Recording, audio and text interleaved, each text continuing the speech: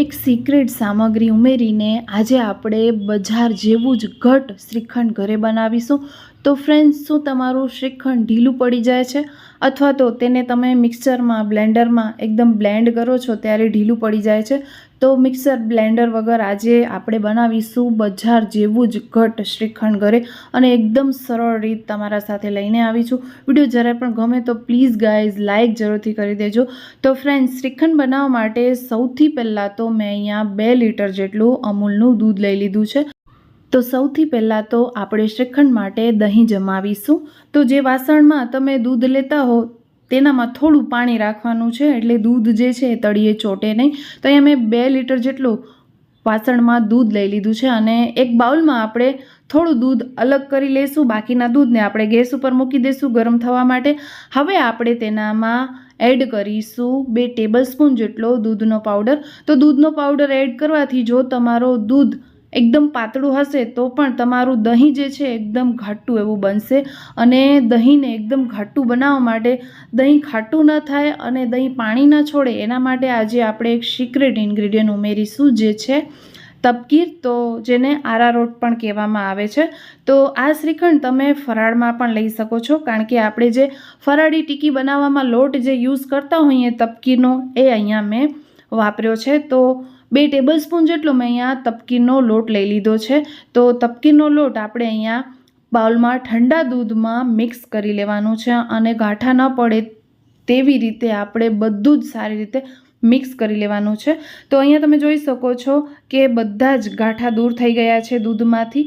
અને હવે આ દૂધને આપણે એડ કરીશું ગરમ દૂધમાં. તો અહીંયા મેં 2 લીટર જેટલા દૂધને ગેસ ઉપર ઉકળવા માટે મૂકી દીધું હતું, અને એક ઉફાળો આવી ગયો છે. બીજો ઉફાળો આવે એટલે અહીંયા આપણે ગેસની ફ્લેમને બંધ કરી દઈશું. તો અહીંયા તમે જોઈ શકો છો કે દૂધમાં એકદમ સરસ એવા ઉકાળા આવી રહ્યા છે. તો શ્રીખંડ બનાવવા માટે સૌથી પહેલાં તો તમને આ જ દહીં જમાવવાની છે. દૂધને સરસ એવું ગરમ કરી લેવાનું છે. અહીંયા તમે જોઈ શકો છો કે દૂધ સારું એવું ગરમ થઈ ગયું છે. તો હવે આપણે તેનામાં જે બાઉલમાં દૂધ કાઢીને રાખ્યું હતું મિલ્ક પાવડરવાળો અને તપકીરના લોટવાળો, એ અહીંયા આપણે ઉમેરવાનું છે.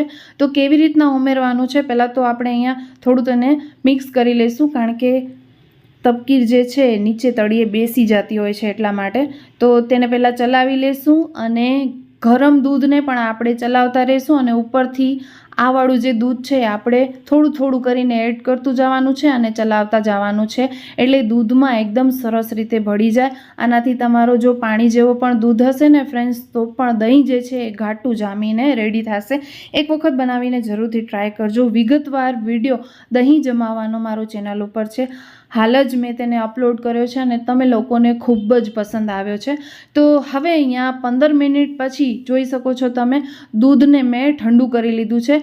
તો પંખા નીચે રાખીને આપણે તેને ઠંડુ કરી લઈશું, અને બહુ ઠંડુ નથી કરવાનું. આંગળીથી સહન થાય એટલું જ દૂધને ગરમ રાખવાનું છે, કારણ કે આપણે તેને જમાવવાનું છે એટલા માટે. બિલકુલ ઠંડુ નથી કરી લેવાનું. તો અહીંયા હું દૂધમાં આંગળી ઉમેરીશ. આંગળીથી જેટલું સહન થાય એટલું દૂધને ગરમ રાખવાનું છે. તો 15 મિનિટ લાગશે દૂધને ઠંડુ થતાં. હવે મેં અહીંયા મલાઈ બહારે નથી કાઢી, દૂધમાં જ રહેવા દીધી છે. એનાથી આપણું શ્રીખંડ જે છે એકદમ સરસ એવું ક્રીમી બનશે. તો અહીંયા તમે જોઈ શકો છો કે મેં અહીંયા દૂધને સરસ એવું આંગળીથી સહન થાય એટલું ઠંડુ કરી લીધું છે. હવે આપણે તેનામાં મેરોણ ઉમેરીશું. તો જેવું તમારું મેરોણ હશે એવું જ તમારું દહીં બનશે. જો ખાટું મેરોણ એડ કરશો તો ખાટું દહીં બનશે, અને મીઠું મેરોણ એડ કરશો તો મીઠું દહીં બનશે.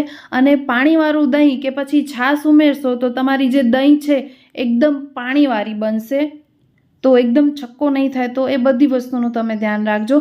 તો આવું ન થાય તેના માટે મેં દહીંને નિતારવા માટે મૂકી દીધી હતી. તો ચાય છાણવાની જે ગળણી આવે એનામાં મેં દહીંને નિતારવા માટે મૂકી દીધી હતી, અને દહીંનું બધું જ પાણી નીકળી જાય એક્સ્ટ્રા એના માટે નીચે વાટકી મૂકી દીધી હતી. અને એ જ દહીંનું મેં અહીંયા મેરોણ એડ કર્યું છે. તો પહેલાં વિસ્કરની મદદથી તેને ફેંટી લીધું, અને ત્યારબાદ દૂધમાં મેરોણ એડ કરી દીધું છે. હવે આ દૂધને આપણે જમાવીશું તો ફક્ત 2 જ કલાક લાગશે આ દૂધને જમાવતા. 2 કલાક માટે મેં તેને ઢાંકીને મૂકી દીધું હતું અને 2 કલાક પછી તમે અહીંયા જોઈ શકો છો ફ્રેન્ડ્સ કે એકદમ ચક્કો એવો આપણો દહીં જામીને રેડી થઈ ગયું છે. દહીંમાંથી બિલકુલ પાણી નથી નીકળતું કે પછી મેં તેને સેટ કરવા માટે બિલકુલ ફ્રીજમાં પણ નથી મૂકી. એમને એમ મારું દહીં જે છે 2 જ કલાકમાં બનીને રેડી થઈ ગયું છે. તો શ્રીખંડ બનાવવા માટે સૌથી પહેલાં તો આપણે સરસ એવું દહીં જમાવવું પડે છે, તેનો મઠ્ઠો તૈયાર કરવો પડે છે, પછી જ આપણું શ્રીખંડ બનીને રેડી થશે. તો અહીંયા તમે જોઈ શકો છો કે એકદમ ઢેફા જેવું દહીં બનીને રેડી છે, ચોસલા પડતું દહીં બનીને રેડી છે. હું તમને અહીંયા એક ચક્કો કાઢીને બતાવીશ. તો ફ્રેન્ડ્સ ફક્ત 2 જ કલાકમાં આ દૂધ જામી ગયું છે, દહીં બની ગયું છે. તો તમને ધ્યાન ફક્ત એટલું જ રાખવાનું છે કે મેરોણ જે છે એ ખાટું નથી નાખવાનું, કારણ કે આપણે આ દહીંનું શ્રીખંડ બનાવવાના છીએ. અહીંયા તમે જોઈ શકો છો કે બધા જ ચક્કા નીકળી રહ્યા છે. દહીંમાંથી પાણી બિલકુલ છૂટું નથી પડતું અને એકદમ ઘાટું દહીં જામીને રેડી થયું છે. તો હવે શ્રીખંડ બનાવવા માટે આપણે અહીંયા એકદમ ઘાટું એવું દહીં જમાવી લીધું છે. હવે આ દહીંમાંથી આપણે મઠ્ઠો તૈયાર કરશું, એકદમ ઘાટો મઠ્ઠો તૈયાર કરશું. તો આ જે દહીં છે તેને આપણે પોટલીમાં બિલકુલ નહીં બાંધીએ કે પહેલાં બધા જ પોટલીમાં લટકાવીને રાખતા અને શ્રીખંડ બનાવતા. તો એવી રીતના શ્રીખંડ બનાવવાથી શ્રીખંડ જે છે એ ખાટું બની જાય છે. તો આવું આપણે બિલકુલ નહીં કરીએ. તો આપણે આજે નવી જ રીતે શ્રીખંડ બનાવીશું. તો ફ્રેન્ડ્સ મેં અહીંયા એક વાસણ લઈ લીધું છે, જેના નીચે મેં છણની રાખી દીધી છે, એટલે કે ચાળણી જે આવે એ રાખી દીધી છે.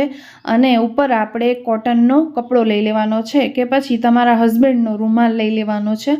અને રૂમાલ રાખીને આપણે જે દહીં બનાવવા માટે મૂક્યું હતું એ દહીંને આપણે અહીંયા એડ કરી દેવાની છે. તો દહીંનું જે એક્સ્ટ્રા પાણી છે એ બધું જ ચાળણીમાંથી નીચે વાસણમાં પડશે. તો અહીં આપણે દહીંમાંથી જેટલું એક્સ્ટ્રા પાણી નીચોવી શકીએ એટલું નીચોવી લેવાનું છે. તો એક્સ્ટ્રા પાણી જે છે એ બધું જ નીકળી જશે. ત્યારબાદ આપણે તેને ફ્રીજમાં મૂકવાનું છે. જી હા ફ્રેન્ડ્સ, તો આ પોટલીને આપણે ક્યાંય નથી લટકાવવાની, કારણ કે એનાથી શ્રીખંડ ખાટું બની જાય છે. તો આ જ ચાળણીમાં આપણે તેને રહેવા દેવાની છે. ઉપર આપણે વજન મૂકી દઈશું અને નીચે તમે જોઈ શકો છો કે થોડી જ વારમાં દહીંનું જે એક્સ્ટ્રા પાણી હતું એ બધું જ નીકળી આવ્યું છે. તો આને આપણે 10 કલાક માટે ફ્રીજમાં મૂકી દઈશું. તો ઉપર આપણે વજનવાળી વસ્તુ મૂકી દઈશું. તો અહીંયા મેં પાટલો મૂક્યો છે, એના ઉપર ખાણી દસ્તો મૂકી દીધો છે. આવી રીતના વજન મૂકીને આપણે 8 થી 10 કલાક તેને આપણે ફ્રીજમાં મૂકી દઈશું. અને 8 થી 10 કલાક પછી તમે અહીંયા જોઈ શકો છો કે દહીંમાંથી બધું જ પાણી જે છે એ બહાર નીકળી ગયું છે અને સરસ એવો આપણો મઠ્ઠો બનીને રેડી થઈ ગયું છે. તો દહીં ઉપર વજન રાખીને ફ્રીજમાં જ વાસણ મૂકવાનું છે. એનાથી આપણું દહીં જે છે બિલકુલ ખાટું નહીં થાય અને શ્રીખંડ પણ આપણું ખાટું નહીં બને. અને અહીંયા તમે જોઈ શકો છો કે આ બધી દહીંની છાશ બની ગઈ છે. તો આ છાશથી તમે કઢી બનાવી શકો છો, પ્લસમાં તેના તમે ખાટા ઢોકળા પણ બનાવી શકો છો. તો એ પાણીને બિલકુલ ન ફેંકતા અને છાશમાં પણ તમે પીવામાં યુઝ કરી શકો છો. એકદમ સારો એવો ટેસ્ટ આવશે છાશનો. તો ફ્રેન્ડ્સ અહીંયા તમે જોઈ શકો છો કે એકદમ ક્રીમી એવો આપણો મઠ્ઠો બનીને રેડી છે. તો હવે આપણે શ્રીખંડની પ્રોસેસ કરશું અને એકદમ ઇઝીલી શ્રીખંડ બનાવવાનું તમને આ વિડીયોમાં બતાવીશ. તો ફ્રેન્ડ્સ અત્યાર સુધીમાં વિડીયો જરાય પણ પસંદ આવ્યો તો પ્લીઝ વિડીયોને લાઇક જરૂરથી કરી દેજો. તો ફ્રેન્ડ્સ શ્રીખંડ બનાવવા માટે મેં એક વાસણ લઈ લીધું છે. વાસણના ઉપર આપણે જે ચાળણો આવે, એકદમ ગળણી આવે, જે નાના કાણાવાળી કે પછી મોટા કાણાવાળી, એ લઈ લેવાની છે. અને જે દહીંનો મઠ્ઠો હતો એ આપણે અહીંયા ઉપર નાખી દેવાનું છે. ત્યારબાદ આપણે અહીંયા ઉમેરીશું આજનો સિક્રેટ ઇન્ગ્રીડિયન્ટ જે છે તપકીર. તો અહીં મેં 2 ટેબલસ્પૂન જેટલી તપકીર લઈ લીધી છે. અને તપકીર ઉમેરવાથી તમારું જે શ્રીખંડ છે ઢીલું પડી જતું હોય તો બિલકુલ ઢીલું નહીં પડે, એકદમ કઠણ એવો શ્રીખંડ બનશે. તો 2 ટેબલસ્પૂન મેં અહીંયા તપકીર ઉમેરી દીધી છે. તો જેટલો પણ તમારો દહીંનો ક્વોન્ટિટી હોય એ પ્રમાણે જ તમને તપકીર ઉમેરવાની છે. મેં 2 કિલા દૂધમાં જે મઠ્ઠો ઉતર્યો હતો એનામાં મેં 2 ટેબલસ્પૂન જેટલી તપકીર ઉમેરી છે. તો માપ તમે એ પ્રમાણે જ કરજો. જો લીટર દૂધ હોય તો 1 જ ટેબલસ્પૂન ઉમેરજો, નહીંતર ટેસ્ટ સારો એવો નહીં આવે. તો ખાસ આ ટિપ્સને ફોલો કરજો. ત્યારબાદ સ્વાદ પ્રમાણે મેં અહીંયા ખાંડ ઉમેરી દીધી છે. તો ઘણાને શ્રીખંડ બહુ મીઠું પસંદ હોય છે, ઘણાને બહુ મીઠું નથી પસંદ હોતું. તો એટલા માટે હું અહીંયા તમને ખાંડનો કંઈ જ માપ નહીં બતાવું. તમે તમારા ટેસ્ટ એકોર્ડિંગ અહીંયા ખાંડ ઉમેરી દેજો અને ખાંડ ઉમેર્યા પછી આપણે શ્રીખંડને સ્ટ્રેન કરવાની છે, મતલબ કે આપણે ચમચાથી ચલાવીને નીચેથી શ્રીખંડને સ્ટ્રેન કરી લેવાની છે. તમે અહીંયા જોઈ શકો છો કે નીચેથી એકદમ સરસ એવું ક્રીમી શ્રીખંડ નીકળી રહ્યું છે. તો જો એકદમ ઝીણા કાણાવાળી તમારા પાસે ગળણી હોય તો એ જ લેજો અને એનામાંથી જ તમે શ્રીખંડ કાઢજો, એટલે શ્રીખંડ એકદમ ક્રીમી બનશે. શ્રીખંડમાં બિલકુલ ગાંઠા નહીં રહે, ગોટલીઓ નહીં રહે, એની મારી ગેરંટી. તો જ્યારે પણ તમે ઉપરથી મઠો એડ કરો એટલે તમને સાથે સાથે પીસેલી ખાંડ પણ એડ કરી દેવાની છે. તો અહીંયા મેં પીસેલી ખાંડનો યુઝ કર્યો છે. શ્રીખંડમાં પીસેલી ખાંડ જ ઉમેરાતી હોય છે. તો અહીંયા તમે જોઈ શકો છો કે એકદમ ક્રીમી બધો જ શ્રીખંડ જે છે એ ગળણીમાંથી કાઢી લીધો છે અને શ્રીખંડમાં જરાય પણ ગાંઠા દેખાય તો તમે બીજી વખત તેને ગળણીમાંથી ચારી લેજો કે પછી સ્ટ્રેન કરી લેજો.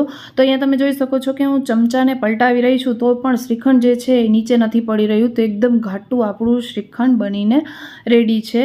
તો ફ્રેન્ડ્સ, આપણે તેને એકદમ ક્રીમી બનાવવા માટે દૂધની મલાઈ એડ કરીશું. તો અહીંયા તમે જોઈ શકો છો કે દૂધની મલાઈને પણ મેં નિતારવા માટે ગળણીમાં મૂકી દીધી હતી. આવું કરવાથી આપણું શ્રીખંડ જે છે બિલકુલ નરમ ન પડે એટલા માટે. તો અહીંયા તમે જોઈ શકો છો કે દૂધનો ભાગ અલગ થઈ ગયો છે અને મલાઈ પણ અલગ થઈ ગઈ છે. તો આ મલાઈને મેં શ્રીખંડમાં ઉમેરી દીધી છે અને એકદમ સરસ એવું ઘટ આપણું શ્રીખંડ બનીને બિલકુલ રેડી છે. તો આ શ્રીખંડને ફ્રીજમાં સેટ કરવાની કંઈ જ જરૂર નથી.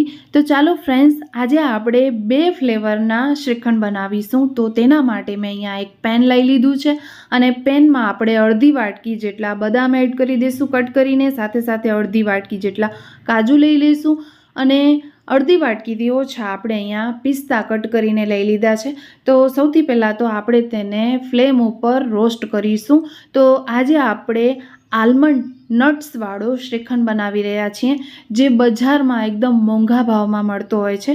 લગભગ 700 થી 800 રૂપિયા કિલો આ શ્રીખંડ બજારમાં મળે છે. તો એ જ શ્રીખંડ આપણે ઓછા ખર્ચામાં ઘરે બનાવીશું. તો અહીંયા આલમંડ સરસ એવા રોસ્ટ થઈ ગયા છે તવામાં.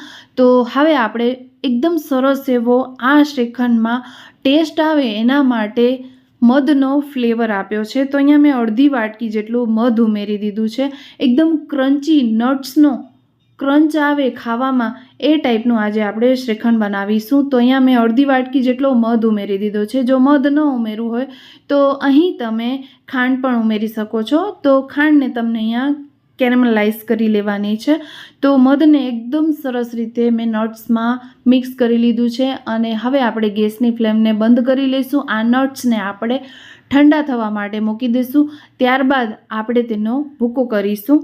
તો આ રીતના જો તમે નટ્સને રોસ્ટ કરીને શ્રીખંડમાં એડ કરશો તો તેનો ક્રન્ચી જે ટેસ્ટ છે એ ખૂબ જ સારો એવો આવશે. બાળકોને તો ખૂબ જ પસંદ આવશે.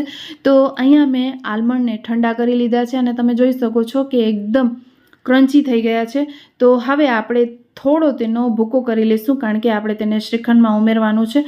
તો બહુ મોટા મોટા પીસ નથી રાખવાના, થોડું આપણે તેને અધકચરું ખાણી દસ્તામાં કૂટી લઈશું. હવે આપણે તેને સાઈડમાં મૂકી દઈશું અને આપણે જે શ્રીખંડ બનાવીને રાખ્યું હતું તે લઈ લઈશું. તો અહીંયા મેં બંને શ્રીખંડને એક તપેલામાં મિક્સ કરી દીધા છે. હવે હું અહીંયા તમારા સાથે એક ટિપ્સ શેર કરીશ. તો ફ્રેન્ડ્સ, તમને જો બજાર જેવો જ એકદમ શાઇનિંગવાળો શ્રીખંડ જોઈતો હોય તો તમે તેને 2 થી 3 મિનિટ માટે વિસ્કરથી ફેંટી લેજો. તો જો તમે અહીંયા ફેંટશો તો ટેન્શન ના લેતા કે આ શ્રીખંડ એકદમ ઢીલું પડી જશે. બિલકુલ આવું નહીં થાય, એકદમ બજાર જેવું જ ઘટ રહેશે. તો આ એક મારી આજની ખાસ ટિપ્સ હતી, જરૂરથી ફોલો કરજો. જો તમને એકદમ શાઇનિંગવાળું શ્રીખંડ જોઈતું હોય તો તમે જોઈ શકો છો કે શાઇનિંગ એકદમ શ્રીખંડમાં આવી ગઈ છે. તો સૌથી પહેલાં તો આપણે અહીંયા ફ્રૂટ શ્રીખંડ બનાવીશું. તો અહીંયા મેં ફ્રૂટ શ્રીખંડ બનાવવા માટે બાઉલમાં અલગથી શ્રીખંડ લઈ લીધું છે. તો જેટલું પણ તમને ફ્રૂટવાળું બનાવવું હોય એટલું તમને શ્રીખંડ લઈ લેવાનું છે. એનામાં મેં ચીકુના નાના નાના કટકા કરીને રાખ્યા છે, ચીકુને છોલીને. ત્યારબાદ દ્રાક્ષને કટ કરી લીધી છે અને અહીં મેં દાડમ ઉમેરી દીધા છે. તો અહીંયા તમને જે પણ મનપસંદ તમારા ફ્રૂટ હોય, જેવા કે એપલ છે, સીતાફળ છે, જે પણ તમને ફ્રૂટ શ્રીખંડમાં એડ કરવા હોય એ તમે કરી શકો છો, અથવા તમે સાદો શ્રીખંડ બનાવીને પણ ખાઈ શકો છો. અહીં મેં આજે 2 ફ્લેવરવાળા શ્રીખંડ બનાવ્યા છે. તો અહીં મેં એક ફ્રૂટવાળો શ્રીખંડ બનાવ્યો છે, જે આપણો તમે અહીંયા જોઈ શકો છો કે બનીને બિલકુલ રેડી છે. તો બનાવ્યા પછી જો તમને તેને ઠંડુ કરવા માટે ફ્રીજમાં મૂકવું હોય તો મૂકી દેજો. બાકી આ શ્રીખંડ જે છે એકદમ સરસ એવું ઘટ જ છે, બિલકુલ નરમ નથી પડ્યું. અને બાકીનું જે શ્રીખંડ બચેલું હતું એ આપણે અહીંયા લઈ લીધું છે. તો એને આપણે આલમંડવાળું બનાવીશું. તો એકદમ જે ક્રન્ચી નટ્સવાળું આપણે તૈયાર કરીને રાખ્યું હતું એ જે નટ છે આપણે અહીંયા એડ કરી દેવાના છે શ્રીખંડમાં. તો ખરેખર ફ્રેન્ડ્સ, આ તમે નટ્સવાળો શ્રીખંડ રોસ્ટ કરીને જરૂરથી બનાવજો. એટલો ક્રન્ચીનેસ ટેસ્ટ આવે છે અને ખૂબ જ સરસ લાગે છે ટેસ્ટમાં, ખાવામાં પણ. તો અહીંયા મેં બધા જ નટ્સ જે છે એડ કરી દીધા છે અને હવે આપણે આ શ્રીખંડને સર્વ કરીશું. તો તમે અહીંયા જોઈ શકો છો કે હું તેને પરોસી રહી છું તો પણ શ્રીખંડ જે છે એકદમ ચમચાને મને તેને વજન દઈને એડ કરવું પડે છે બાઉલમાં.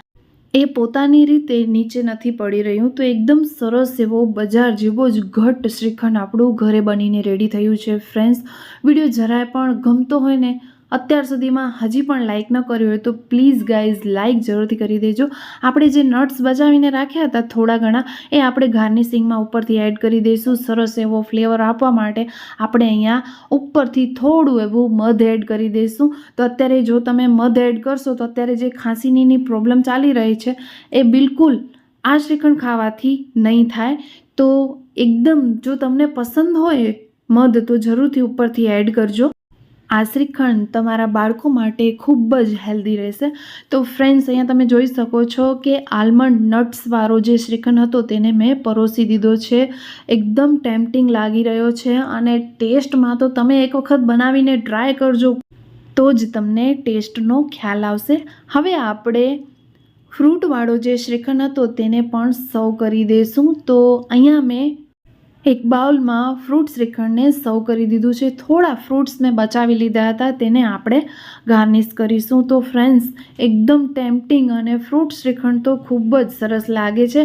બાળકો તો તમારા હોશે હોશે ખાશે આ શ્રીખંડ. તો ફ્રેન્ડ્સ, બંને ફ્લેવરના આપણા શ્રીખંડ બનીને બિલકુલ રેડી છે.